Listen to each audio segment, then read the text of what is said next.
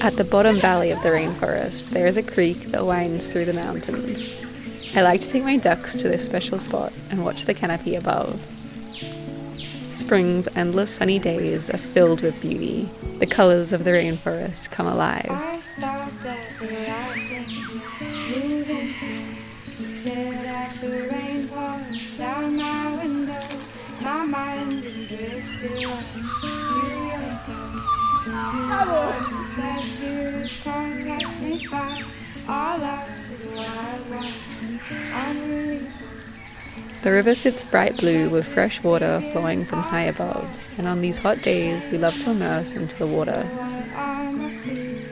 Rising till close to my knees. We're still like one. Oh, we promise just keep it this time. Oh, I guess I'm old enough to know I like to call the vertigo crashing by.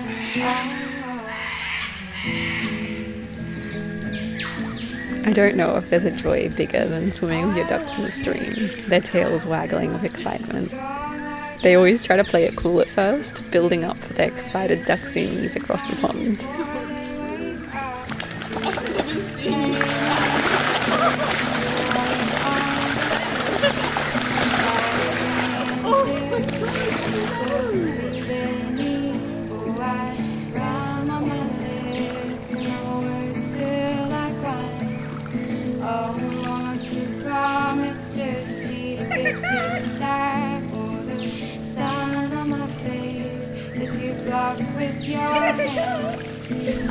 This is Lemon, Cloud and Nasturtium, and they turned 4 years old this week. They hatched from their little eggs not long after we moved home to the rainforest, and I feel like they've been teaching us lessons ever since.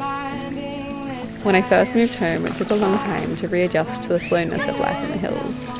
Of course, at first I saw beauty all around, the mountains swaying with mist, the ducklings foraging in the garden, and the sunsets painting the sky. But accustomed to my life in the city, I had this feeling that I should be doing more. Traveling, spending my early 20s at parties and events, not in the rainforest caring for many little animals. As I raised these ducklings and saw them grow, I watched their day-to-day life. Still, every morning before I let them out of their pen, I can hear their excited quacks from across the side of the field. I open their coop and they waddle in a row to their paddock, where they forage for worms, swim in the pond, and then nap in the grass. No matter what, each day they are excited for that same routine. Suddenly, the familiarity of my life in the hills felt like a blessing. I saw the joy that I received from my simple days creating and farming. I saw the ducks' excitement to have a normal day, and they taught me to feel the same.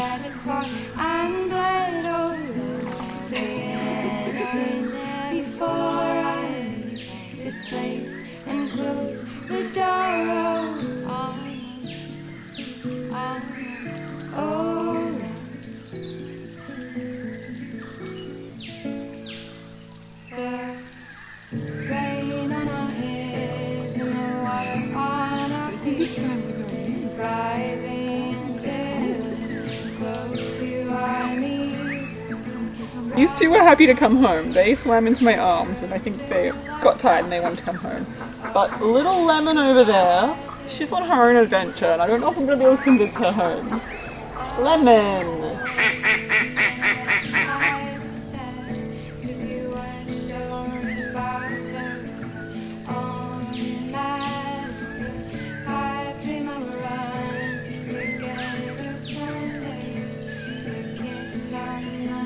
I realize now that these years of living in one small valley have gifted me a deep understanding of the landscape that holds me. I think we often overlook the beauty of living in one place for years and years, but there's a kind of magic in the knowledge that comes from noticing the seasons come and go, witnessing the subtle changes and understanding what they mean. Suddenly, I find myself so attuned to the natural world. I know which birds sing for which seasons and where the winds come. I see spring's first mulberries forming, and I know that the snakes and goannas will follow, awakening slowly.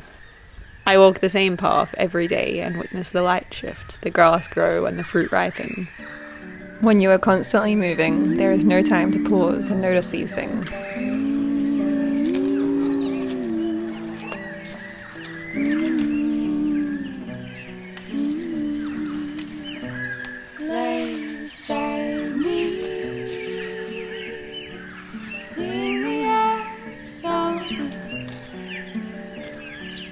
When a fruit ripens, it reminds me of all the seasons before, of recipes and meals shared, and the sweet smell of rotting fruit and soil.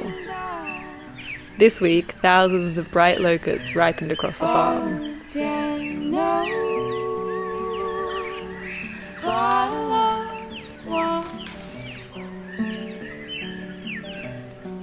Leave us alone together entwined.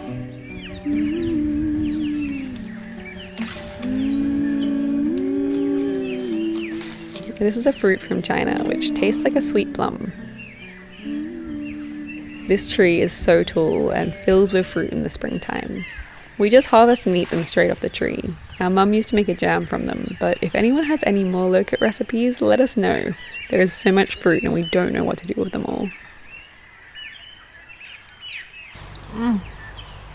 This taste is incredible. It's kind of a bit like an apricot, but a bit more tart.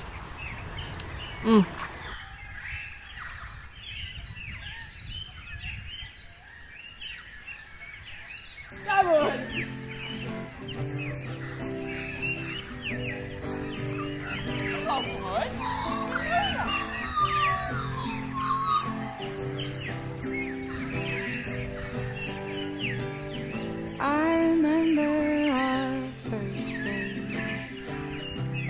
and the love we climbed the bed. I remember the look on your face when we were up and what you said. We used to have a TV as you stared at the cords that sprung from the wall right next to me. Then you glanced at my key in the door. I can be for. I've just moved the goats to a new paddock and they're so happy. They're running around eating. This way they are able to keep grazing on different grass that they haven't grazed on before, so it encourages new growth from all of the grasses, and it also means they're not eating where they poop, so then they don't get worms or different diseases like that. And it's really good for the soil and for the goats, and it's so good for us as well. I feel like these walks in the morning, taking them to a new paddock, just always brighten my day so much. I see a new view or something beautiful and I'm so happy.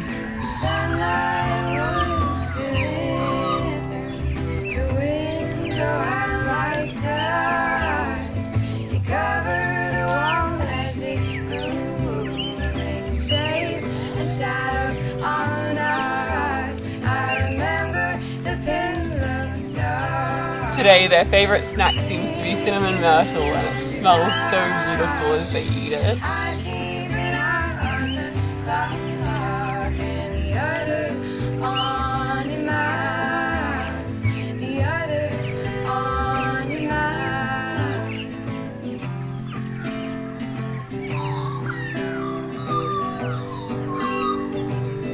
You remember the garden green and how the rain pours in July.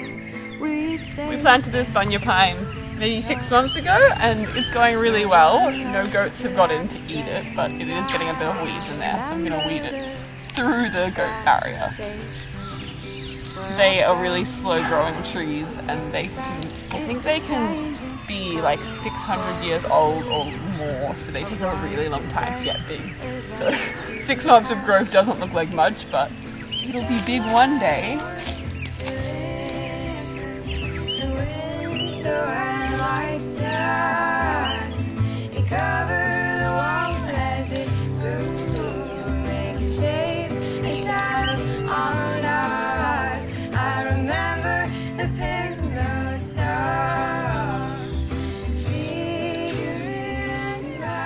This is a camphor laurel seedling, and they're a super invasive tree that grows everywhere here in the rainforest. It's just the perfect temperature for them. And they have a poison within all of their seeds and their leaves and everything that they spread. So when they grow, they make everything around them not grow so that they can make a monoculture of invasive growth. And no matter how hard we try to get rid of them, there's always birds are going to drop seeds and things like that. So we always find seedlings everywhere. But Interestingly, this was inside the goat barrier, and outside the goat barrier there doesn't seem to be any, because I think the goats like to chew them up when they're this small, like a little snack. So they're amazing. They're doing so much regenerative work. Making shapes and shadows on us. I remember the pillow talk. Figuring it out. I keep an eye on the clock. This is lantana, which is another invasive weed that we really struggle with here. And again, the goats are helping so much. It spreads so fast, and every little valley of the rainforest gets covered in this massive weed. It's rambling and goes everywhere, but the goats really love the taste of it, and it is supposed to be poisonous for goats, but they seem to be able to regulate it themselves and just eat a little bit every day, and I think that it's actually good for them because it can act as a bit of a wormer. And so they eat a bit and then they move on to something else, and they know exactly what they're doing. And it's so good because otherwise we're just pulling lantana for the rest of our lives. It's the worst weed. This is a native kangaroo grass, which is a beautiful native grass that seems to be coming back in this area. And I think that is due to the goats and their rotational grazing and just eating a little bit of each grass and not focusing on one thing too much. And it's giving the ability for these beautiful natives to grow.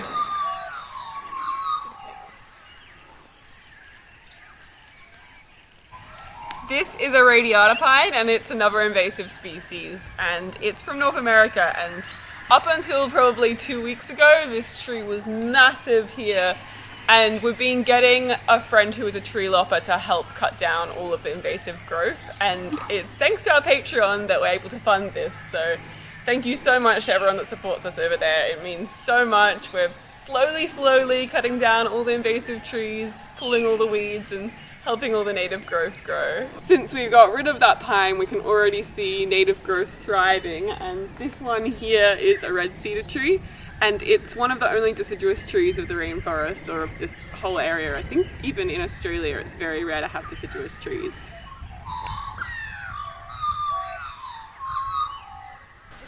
It's been so misty lately, and this might be my favourite weather. It's so moody when the clouds fall below the sky. My friend has an old Super 8 film camera that she wanted to test, so we ventured up high onto the mountain and shot some film. It's so satisfying using old camera gear and hearing the beautiful noise of the film rolling. But, as with some vintage gear, the roll didn't work. But we had so much fun shooting it anyway. Don't roll! It's nice to have these moments of adventure woven through the repetition. The endless goat walks every day, or forever mending fences, becomes beautiful when you stand back. Like a duck swimming in the stream, or a goat bouncing home, I can find joy in the most mundane day. Scattered stars and bits of our life. The moon hiding away. Even she is weeping for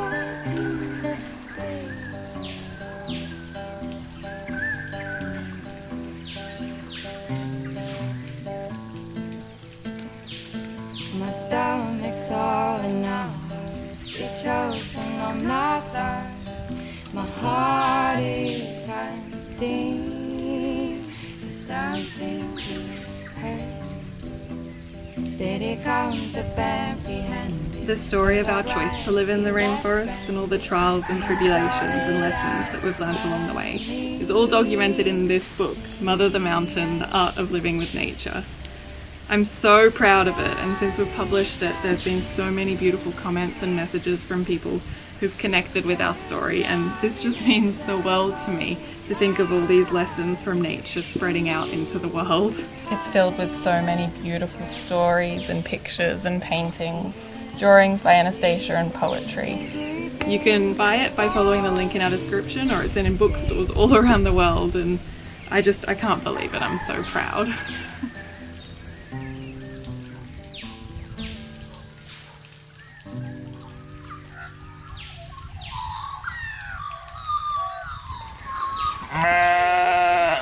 After the rain, we make sure to check the little baby lambs and make sure that they're all well.